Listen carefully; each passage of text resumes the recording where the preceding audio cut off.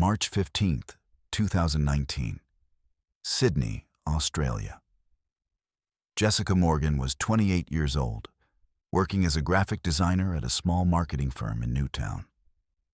She'd been in Sydney for 3 years since moving from Melbourne, and while she loved her job, the city had started to feel suffocating. The rent kept climbing. Her flatmates kept changing. Every weekend felt the same. Brunch in Surrey Hills, drinks in Darlinghurst, the occasional beach trip to Bondi. She wanted something different, something memorable. When the advertisement appeared on her Instagram feed, it felt like fate. Luxury glamping experience, Australian OUTBACK, small groups only. The photos showed canvas tents with proper beds, fairy lights strung between eucalyptus trees, a campfire under star-filled skies. The caption promised authentic wilderness with 5-star comfort. The price was surprisingly affordable. Jessica screenshotted the ad and sent it to her best friend, Amy Park. "Too good to be true," Jessica texted. "Maybe," Amy replied. "But you've been talking about doing something adventurous for months. At least check it out." The company was called OUTBACK Luxury Retreats. Their website looked professional. Multiple tour packages, glowing reviews, photos of happy travelers holding champagne glasses against sunset backdrops. The owner and lead guide was listed as Cameron Webb, age 46, with 15 years of experience in wilderness tourism. Jessica filled out the booking inquiry form. Within an hour, she received a phone call. "Jessica, this is Cameron Webb from OUTBACK Luxury Retreats." His voice was warm, friendly, with a distinctly Australian accent. "Thanks for your interest. I'd love to tell you about our upcoming trip." He explained that this particular tour was scheduled for late March, a 4-day, 3-night experience in the Blue Mountains region, about 2 hours west of Sydney. Maximum group size was 6 people. The package included all meals, professional photography, guided nature walks, and evening campfires with local wine. "How many people are booked so far?" Jessica asked. "You'd be the 5th, Cameron said.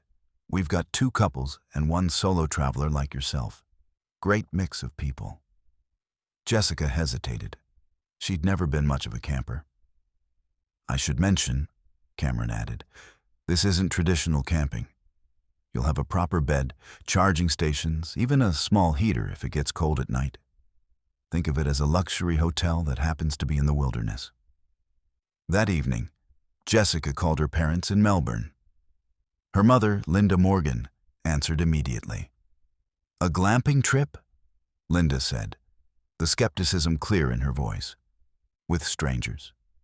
It's a legitimate company, Mum. They have great reviews." "Have you researched this person? This Cameron?" "I've looked at the website.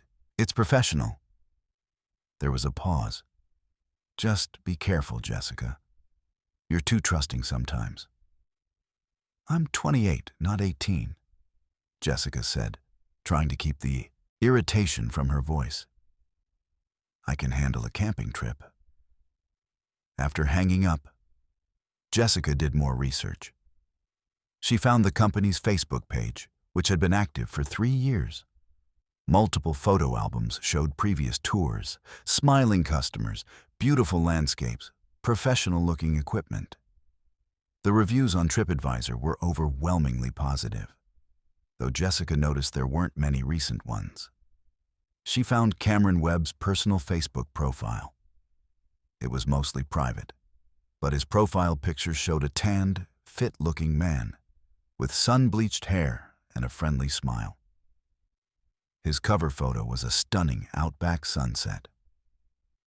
What she didn't find, what she couldn't have known to look for, was that Cameron Webb's wilderness tourism license had expired 8 months earlier, that his business insurance had lapsed, that 2 previous employees had quit abruptly, citing concerning behavior they never specified in writing.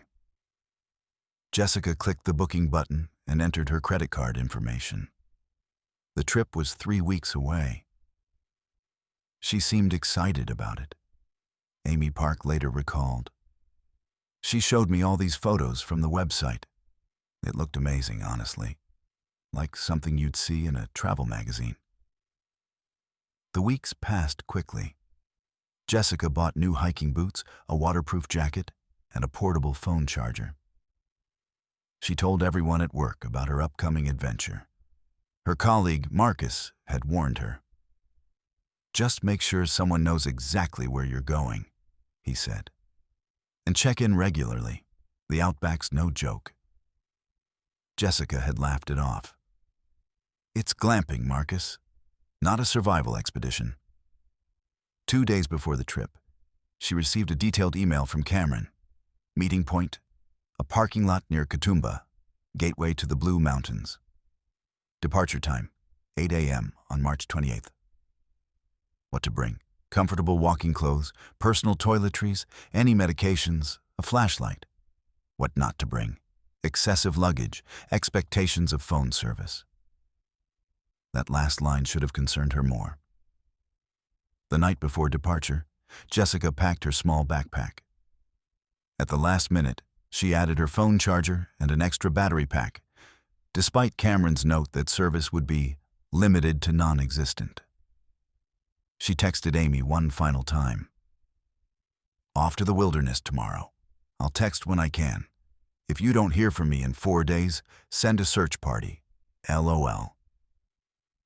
Amy responded with a string of emojis: trees, tents, stars. What Jessica didn't do was send anyone Cameron Webb's phone number. She didn't forward Cameron's email with the specific GPS coordinates of the campsite. She didn't think to screenshot the company website's contact information. She went to bed early, setting her alarm for 5:30 a.m. The next morning would begin unremarkably enough. A 2-hour drive west on the M4 motorway, watching Sydney's sprawl give way to the dramatic sandstone cliffs and eucalyptus forests of the Blue Mountains. By noon, she'd be wondering why no one else from the tour had shown up at the meeting point. By nightfall, she'd realized she'd made a terrible mistake. But as she fell asleep that Wednesday night, scrolling through the glamping company's Instagram one more time, Jessica Morgan felt nothing but anticipation, adventure, freedom, a story she'd tell for years. She had no way of knowing she'd spend the next 6 days fighting to survive in one of the most unforgiving environments on Earth. That Cameron Webb wasn't who he claimed to be. That the Blue Mountains, beautiful as they were, could kill an unprepared person in dozens of ways. That she would become one of the few people to encounter true evil in the Australian wilderness and live to warn others. March 28th, 2019, dawned clear and warm. Jessica left her Newtown apartment at 6:15 a.m., her small backpack slung over her shoulder. She drove her aging Toyota Corolla west, following Google Maps to the meeting point, a public parking area near the Echo Point Lookout in Katoomba. She arrived at 7:45 a.m., 15 minutes early. The parking lot was nearly empty except for a white Toyota Land Cruiser with OUTBACK Luxury Retreats printed on the side. A man stood beside it, checking his phone. Jessica parked and got out. The morning air was crisp, scented with eucalyptus. In the distance, she could see the famous Three Sisters rock formation jutting against the blue sky. "Jessica," the man approached with an extended hand. "Cameron Webb, great to finally meet you in person." He looked like his photos, mid-40s, tanned and fit, wearing expensive-looking hiking gear. His smile was disarming. "Morning," Jessica said, shaking his hand. "Beautiful day for it." "Perfect weather," Cameron agreed. He glanced at his watch. The others should be here soon, just waiting on 4 more people. They made small talk. Cameron asked about her drive, complimented her new hiking boots, explained the route they'd take deeper into the mountains. He was charming, professional, exactly what she'd expected from their phone call. At 8:15, Cameron checked his phone and frowned. Huh. I've got a text from the Petersons. That's one of the couples. Their daughter's sick. They're not coming. Oh no, Jessica said. And Cameron scrolled. Yeah, the Changs are canceling too. Family emergency. Jessica felt her first flicker of concern. What about the other solo traveler? Cameron made a phone call, pacing away from Jessica. She couldn't hear the conversation, but his body language suggested frustration. He returned a moment later. Bad news. She's pulled out too. Some work crisis she can't get out of. They stood in the parking lot, the only two people there besides an elderly couple photographing the valley views. So it's just us? Jessica asked. Cameron ran a hand through his hair. Look, I completely understand if you want to reschedule. This isn't what you signed up for, a group experience. Jessica considered. She'd been looking forward to this for 3 weeks. She'd told everyone, at work. She'd already paid the deposit. What would we do differently? She asked. If it's just me? Honestly, nothing changes except the group dynamic. Same campsite, same itinerary, same experience. And I'd drop the price by 40% since you're missing out on the social aspect. A 40% discount. Jessica did the mental math. That was substantial. I've done this hundreds of times, Cameron added. I used to run tours for groups of 20 people. Trust me, sometimes the smaller experiences are better, more personalized. This is where everything hinged. This is where Jessica Morgan made the decision that would nearly cost her life. She thought about her mother's warning. She thought about Marcus's advice to make sure someone knew her location. She glanced at her phone. No service bars, just as Cameron had warned. But she also thought about the 3 weeks of anticipation, the new gear she'd bought, the boring routine waiting back in Sydney. Okay, she said. Let's do it.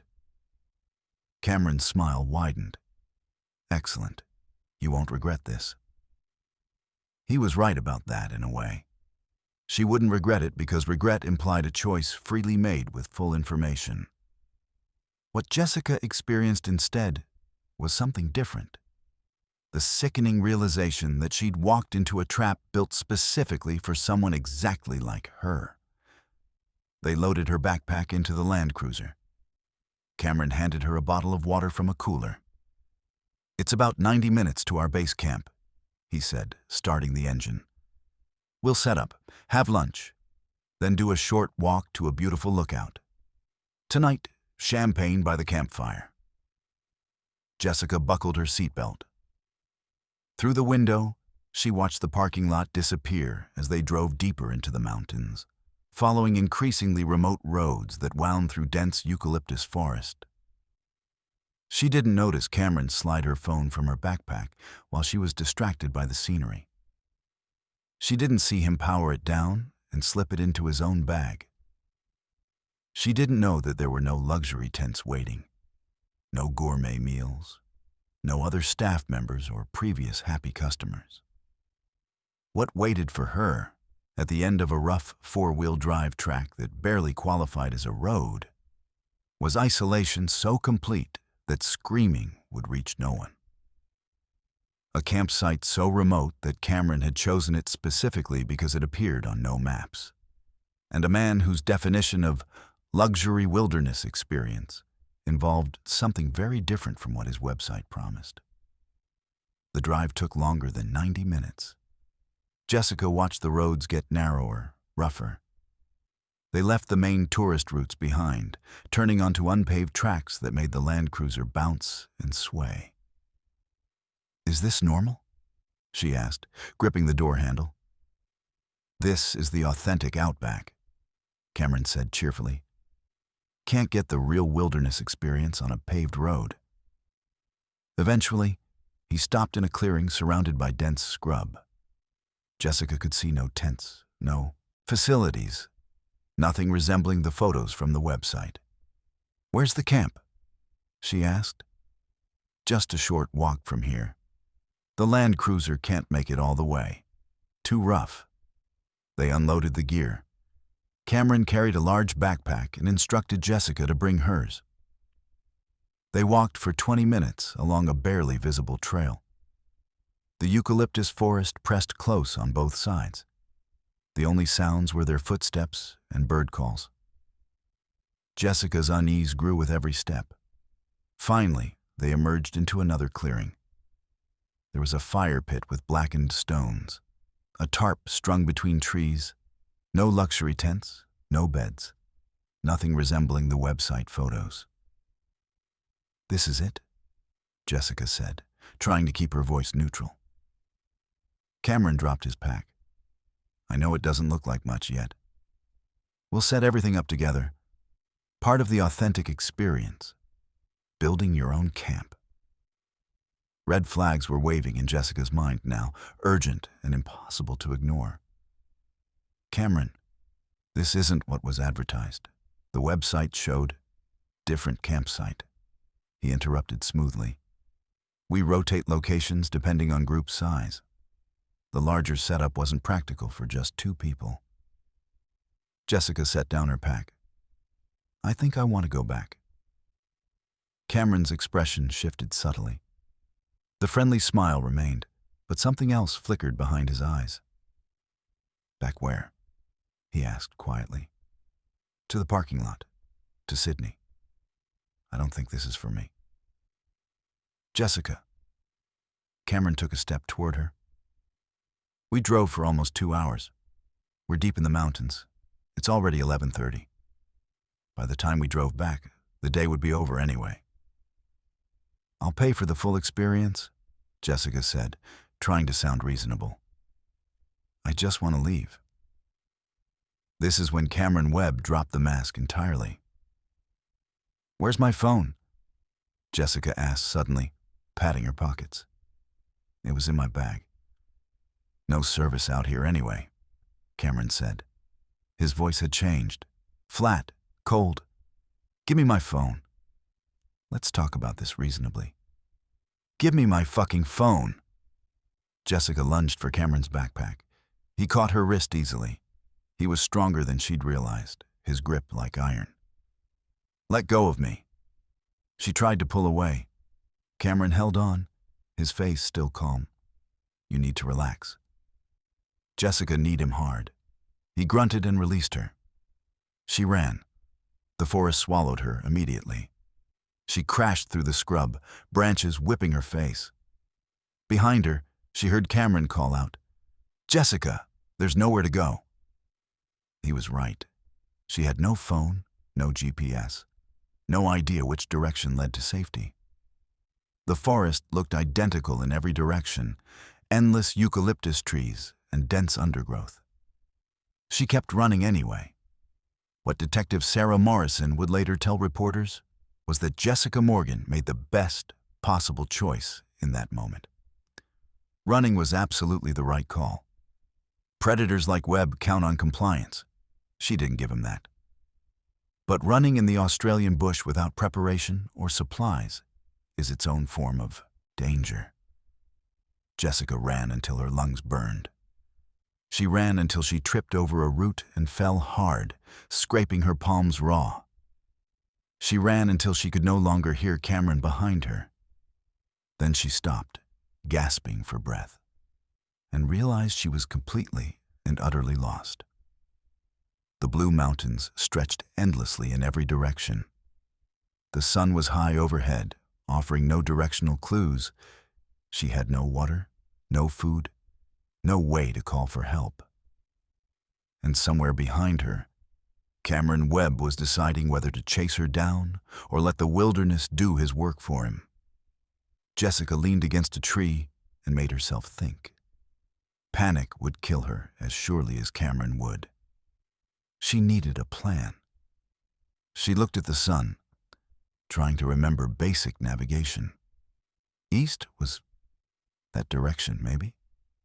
Sydney was east of the mountains. If she walked east, eventually she'd hit civilization. She started walking. What Jessica didn't know was that eventually meant crossing more than 50 kilometers of rugged terrain. That the Blue Mountains earned their name from the blue haze created by eucalyptus oil in the air, and that haze could disorient even experienced hikers. That the temperature would drop dramatically after dark, and she had no jacket. She didn't know that Cameron Webb had returned to his Land Cruiser, pulled out a beer, and decided to give her 24 hours before reporting her as a tragic accident, solo hiker who wandered off against my advice. She didn't know that her absence wouldn't be reported for 3 more days, when she failed to return to work and Amy finally called the police. All she knew was that she had to survive, had to prove her mother's worry wasn't paranoid, had to get back to Sydney and warn other young women about the smiling man with the professional website and the wilderness expertise. Jessica walked east, or what she hoped was east. Behind her, the campsite sat abandoned. Cameron had already packed up, erasing evidence that they'd ever been there. The forest held its secrets close, and Jessica Morgan, alone and afraid, began the fight of her life. Jessica walked for hours, trying to maintain a straight line through the dense scrub. The forest seemed endless. Eucalyptus trees giving way to more eucalyptus trees, rocky outcrops appearing without warning, the ground rising and falling in ways that made direction impossible to judge. By mid-afternoon, her mouth was dry. She'd drunk nothing since the water bottle Cameron had given her in the parking lot. The March sun beat down, unusually hot for autumn. She found a creek, shallow and slow-moving. Jessica knew she shouldn't drink untreated water, but thirst overrode caution. She cupped her hands and drank deeply. The water tasted of earth and leaves. "Please don't let me get sick," she whispered to no one. She kept walking.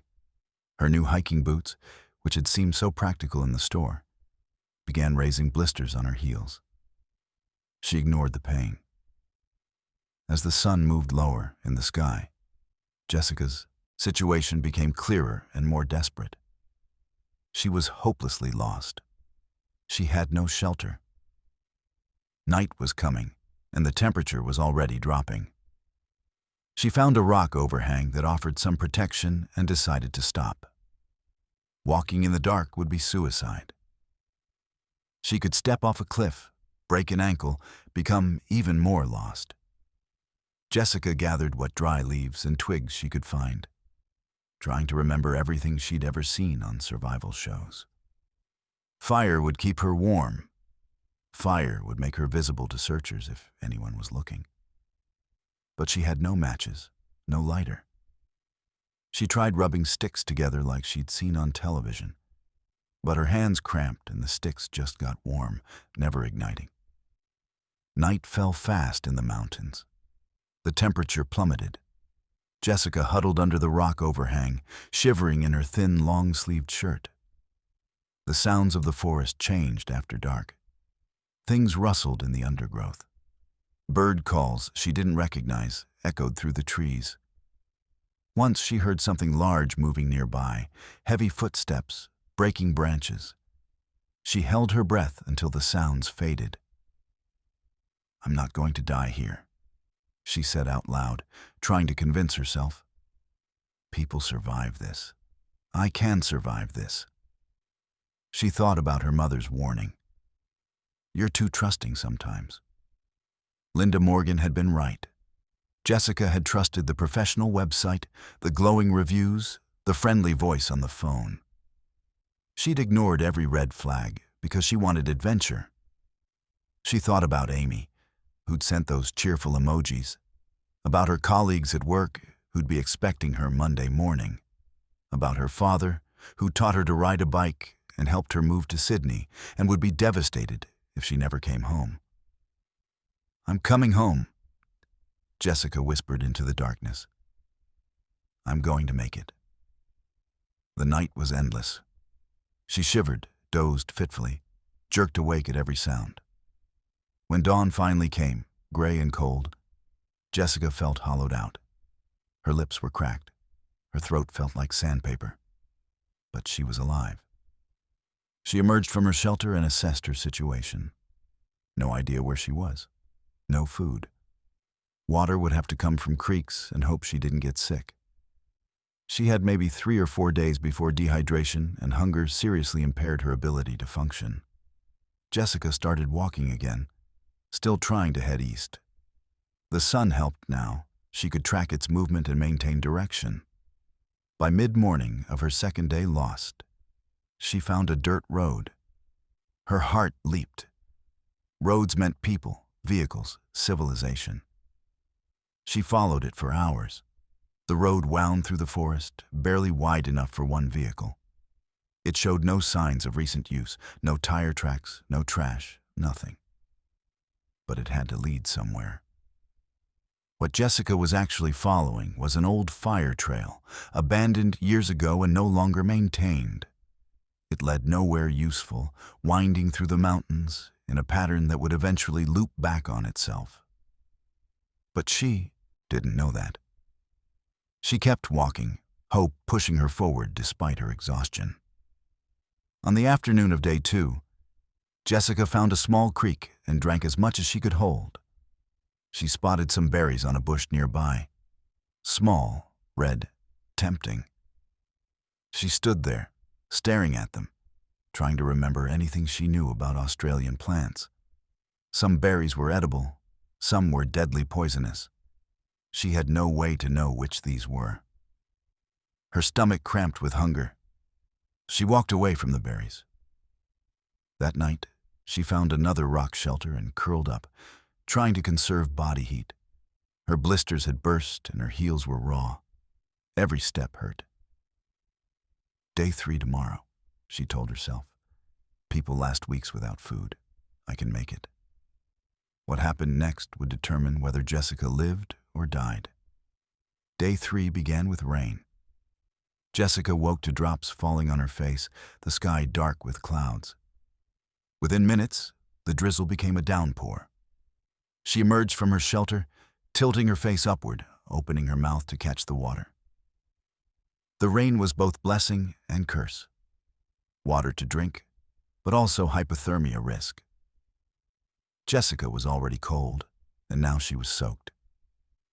She kept walking along the dirt road, water streaming down her face. Her clothes clung to her skin. She shivered constantly. By midday, she was stumbling more than walking. Hunger, exhaustion, and cold were taking their toll. She found herself thinking in fragments, single words, disconnected thoughts.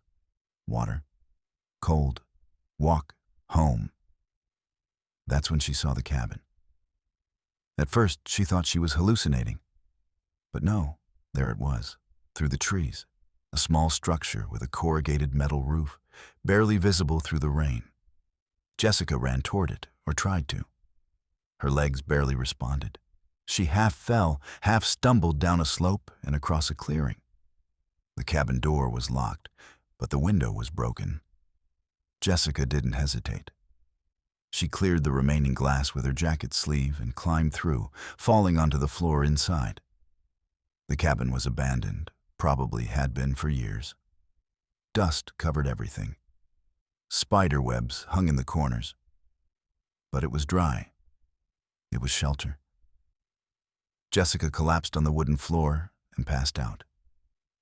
When she woke, the rain had stopped and afternoon light filtered through the broken window.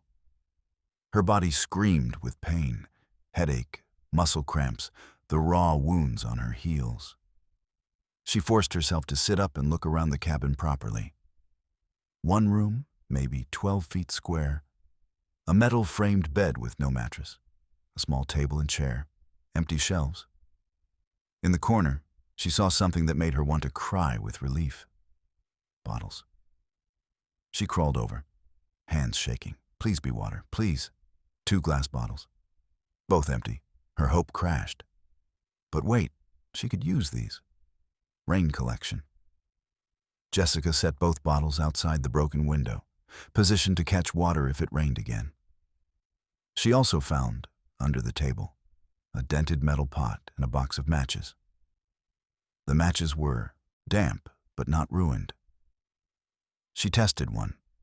It lit on the third try. Fire. She could make fire now. Jessica spent the next hour gathering dry wood from inside the cabin. There were broken chair pieces, planks from the bed frame.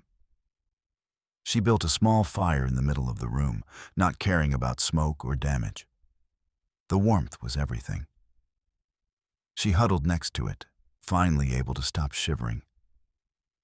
As her body warmed, her mind cleared. She'd survived 3 days. But she needed food. Needed a plan better than wandering aimlessly. Jessica thought about the cabin's location. It was old. Maybe a ranger station from decades ago, or a hunter's shelter. Either way, it suggested she wasn't in completely remote wilderness. Old human infrastructure meant trails, roads, possible connections to current civilization. Tomorrow, she'd search the area methodically. Look for signs of trails or roads that were actually maintained. Try to determine if she'd been traveling in circles or making real progress toward safety. But tonight, she just needed to rest. To warm up, to not die. The fire crackled, throwing shadows on the cabin walls. Outside, the Australian bush continued its indifferent existence. Somewhere miles away, people were living normal lives, eating dinner, watching television, completely unaware that Jessica Morgan was fighting for survival. In Sydney, Amy Park was starting to worry. Jessica should have texted by now. The glamping trip was supposed to end yesterday. Amy called Jessica's phone. It went straight to voicemail. She texted, "Hey, hope you're having fun. Let me know you're okay when you get service." No response. Amy tried not to worry. Service was probably bad in the mountains. Jessica would call when she got back to Sydney. But somewhere, in the back of Amy's mind, a small voice whispered, "Something's wrong." Jessica stayed in the cabin for 2 days, using it as a base while she explored the surrounding area. The matches and pot were game changers. She could boil creek water, reducing her risk of illness. The fire kept her warm at night. She found a creek nearby and drank carefully, boiling what she could. Her hunger was constant now, a gnawing emptiness that made her lightheaded. She estimated she'd lost maybe 8 or 10 pounds already. On day 5, weakness forced her to accept reality. She needed food or she would die. The berries she'd avoided earlier might be poisonous, but definite starvation was also death. Jessica found a berry bush and studied it carefully. Small red berries, similar to ones she'd seen before. She picked one, touched it to her lips, waited. No burning sensation. She touched it to her tongue. No immediate reaction. She ate one berry and decided to wait several hours to see if she got sick. Nothing happened. She ate 3 more. Still nothing. By evening, she'd eaten a handful. Her stomach cramped, not from poison, she thought, but from actually having food after days of nothing. She drank boiled water and waited. This next morning, she wasn't dead. The berries were safe. Jessica spent day 6 gathering and eating berries, building her strength back up. She also found some roots that looked edible and tried a small amount. Between the berries and roots, she managed to consume maybe 500 calories. Not enough for long-term survival, but enough to keep her moving. On day 7, Jessica made a decision. She'd been lost for a week. She had shelter, fire, and a meager food source. But waiting for rescue at an abandoned cabin no one knew existed was a slow death. She needed to move strategically. Find a better vantage point, look for signs of civilization, make a plan based on what she could see. Jessica climbed a ridge near the cabin, pulling herself up using trees and rocks. Her body protested every movement. At the top, she had a view across the valley. She saw forest. Miles and miles of forest. The blue mountains living up to their name, ridges fading into blue distance. But there, maybe 10 kilometers away, she saw something. A thin line cutting through the forest canopy. Too straight to be natural. A road. A real road. Jessica felt tears sting her eyes. She marked the direction carefully, using the sun's position. That was her goal. 10 kilometers of rough terrain, but she could make it. She had to. She returned to the cabin and prepared, filled both bottles with boiled water, gathered berries and wrapped them in leaves, broke off a sturdy branch to use as a walking stick. Tomorrow, she'd leave the cabin and head for that road, no matter what. Tonight, she had one more night by the fire, one more night of relative safety. Jessica sat against the cabin wall and allowed herself to think about what came after. Getting home, telling her story, making sure Cameron Webb faced justice. "I'm going to survive this," she said out loud, her voice stronger than it had been in days. "And then I'm going to make sure that bastard pays for what he did." The fire crackled in agreement. Day 8 began at dawn. Jessica extinguished the fire, took one last look at the cabin that had saved her life, and started walking toward the road she'd seen from the ridge. The terrain was brutal. Steep slopes, dense scrub, creek crossings. Her raw heels screamed with every step. But she kept moving, stopping only to drink water and catch her breath. By midday, she'd covered maybe 3 kilometers, 7 more to go. She ate berries, rationing her small supply, drank water, kept walking. The forest seemed determined to stop her. Thorny bushes tore at her clothes. Steep ravines forced detours. Once, she nearly stepped on a snake sunning itself on a rock. She froze, heart hammering, until it slithered away. By evening of day 8, exhaustion forced her to stop. She found a large tree with a hollow at its base and crawled inside, curling up in the small space. Her water bottles were empty. Tomorrow she'd need to find another creek. She fell asleep immediately, her body too tired for fear or discomfort. Day 9. Jessica's legs barely worked. Every movement was agony. But the road had to be close now. Maybe 3 or 4 more kilometers. She found a creek, refilled her bottles, and kept walking, one foot in front of the other. Repeat, don't think about the pain. Don't think about failure. Don't stop.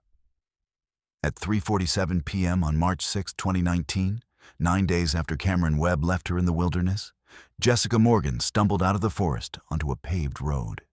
She stood there, swaying, hardly believing it was real. Actual asphalt, yellow line down the middle, tire marks from recent traffic. Jessica turned left, picking a direction at random, walked along the shoulder. 15 minutes later, she heard an engine. A blue Ford utility vehicle came around the curve. Jessica stepped into the middle of the road and waved her arms. The vehicle slowed, stopped. A man in his 60s got out, his face shocked.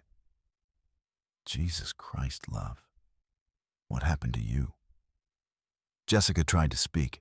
Her voice came out as a croak. "Help." Her legs gave out.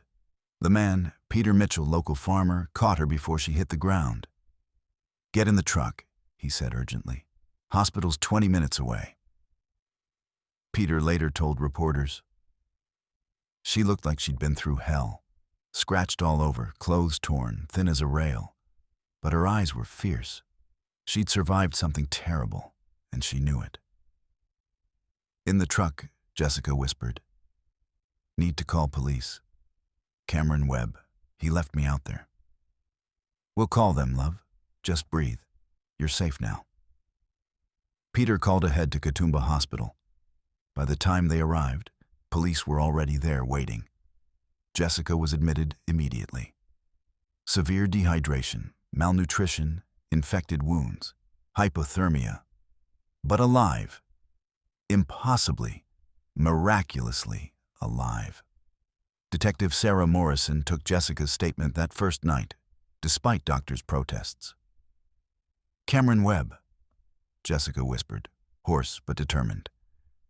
Outback Luxury Retreats. He took my phone. He left me there on purpose. We'll find him, Detective Morrison promised. They did. Cameron Webb was arrested at his home in Penrith the next morning, still planning to report Jessica as a missing hiker that afternoon. Police found Jessica's phone in his vehicle. They found evidence of 5 other women he'd targeted over the past 2 years, none of whom had reported him, too ashamed or afraid. Webb is a predator in every sense, Detective Morrison told the media. He specifically targeted women traveling alone, took them to remote locations, and created situations where they were completely isolated and vulnerable.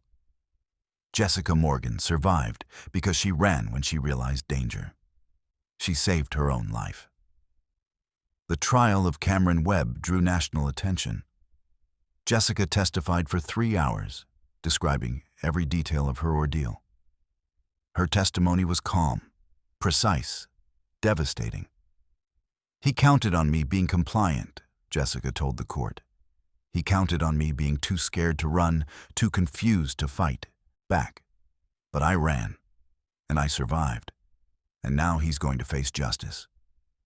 Cameron Webb was convicted on multiple counts: kidnapping, assault, attempted murder, fraud.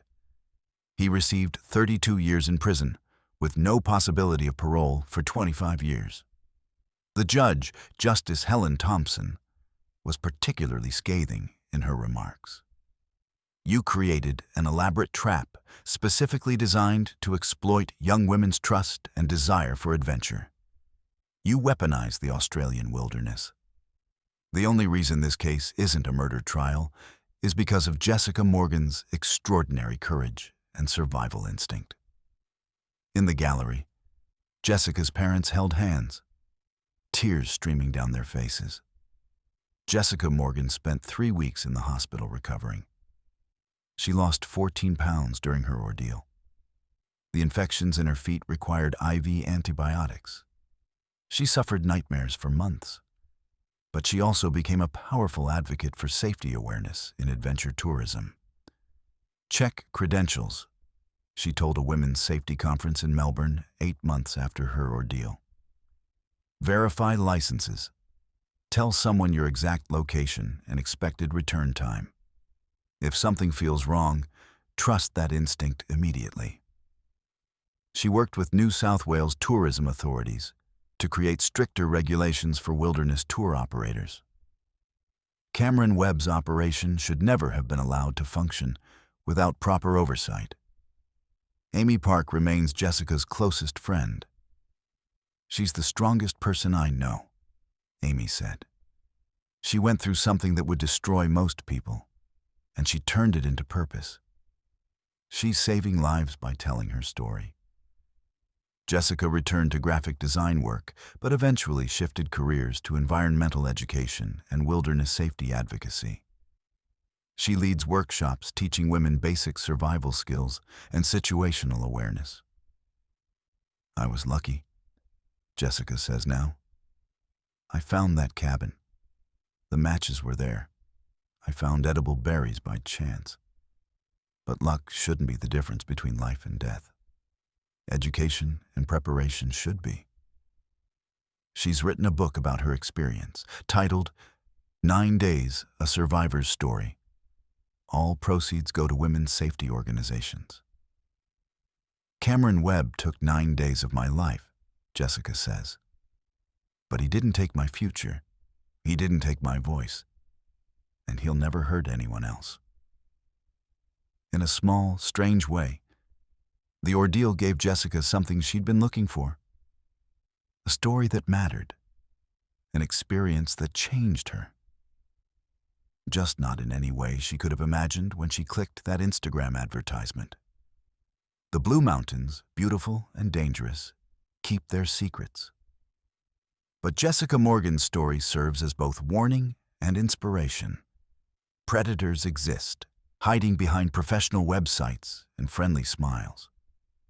The wilderness can kill the unprepared in days. But the human will to survive, when paired with courage and clear thinking, can overcome even the most desperate circumstances. Jessica Morgan ran. She fought. She survived. And in doing so, she made sure Cameron Webb's carefully constructed trap would never claim another victim.